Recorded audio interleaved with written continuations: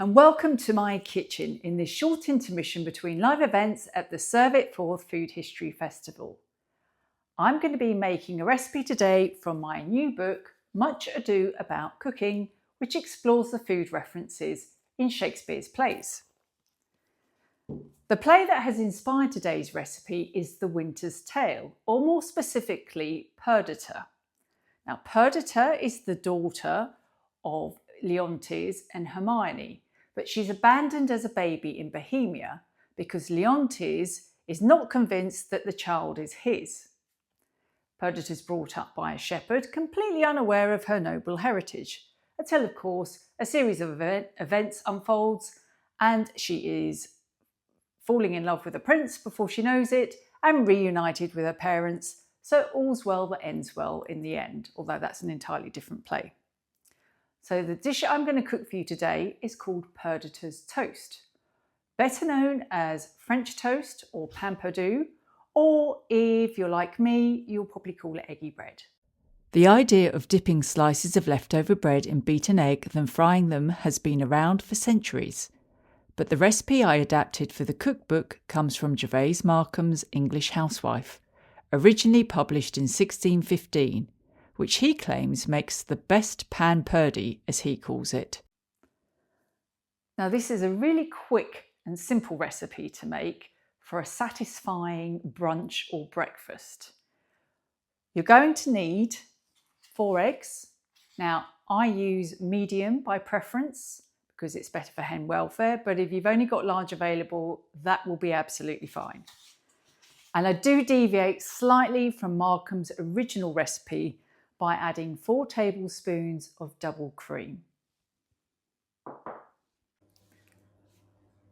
Unlike modern French toast recipes, Gervase Markham's version has quite a kick of spice in it. Today, I'm using half a teaspoon each of ground nutmeg and ground cinnamon, plus 1/4 teaspoon each of ground cloves and ground mace, which is one of my favourite spices. You can, of course, buy all of these online from Steenberg's, along with lots of other less well-known but equally delicious spices. You're going to need a shallow dish in which to prepare your custardy coating for the bread. So I've already broken my eggs in here, as you can see, along with the cream, and I'm going to add those spices. And, as Gervase Markham puts it, a good store of sugar or 4 tablespoons of sieved icing sugar.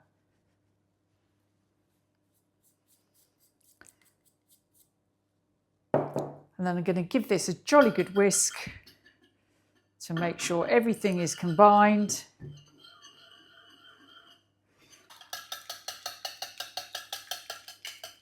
Now, of course, we're going to need some bread to dip in our custardy mixture, and Markham is very specific about the type of bread required for this recipe. He instructs his readers to use manchet. Manchet loaves were the highest quality bread, generally eaten by the sort of upper echelons of society. They were made from finely bolted white flour, although it probably contained a little more bran than we would expect to get today. Now, these loaves were much smaller, as you can see, than modern loaves, or indeed loaves of the period. And William Harrison, in his description of England, tells us that they were around 6 ounces each in weight, which is about 175 grams. Now, of course, you don't have to use manchet loaves, although there is a recipe in the book if you do have the book or you decide to buy it afterwards. But you can use any good quality white loaf.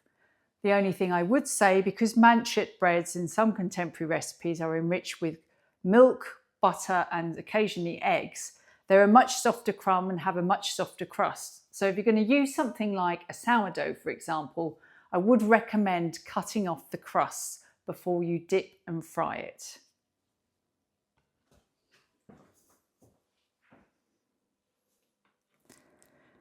Now, the beauty of manchets is that they're nice and round, so what I like to do if I'm using this sort of bread is cut the top off and slice it into 3 to 4 rounds, roughly a centimetre or so. in depth. Now, of course, you could use, as an alternative, something like a brioche. But of course, that commercial brioche particularly is quite sweet. So you might want to reduce the sugar in the custardy mixture.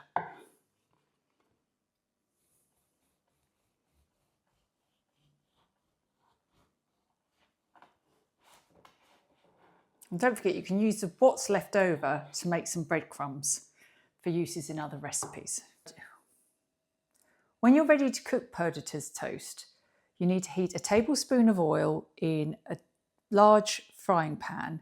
I'm using my Prospector pan from Netherton's, which is absolutely perfect for this job. And what you're looking for, you don't want the oil too hot. You're looking for a gentle sizzle rather than sort of a searing heat. So you can test this with a little knob of bread, perhaps cut off from the leftover crust from the manchet or the other bread you're using. Once you're happy that that is the right temperature, pop your bread in the custard mixture, and then you can remove this bit here, we don't need that. And then flip it over.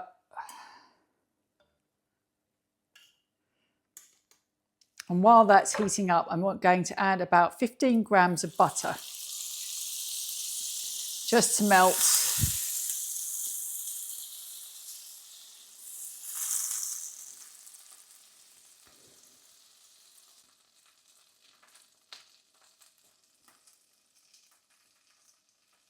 Now that that's melted, we can add the custardy bread, which has been dipped in this spiced egg mixture.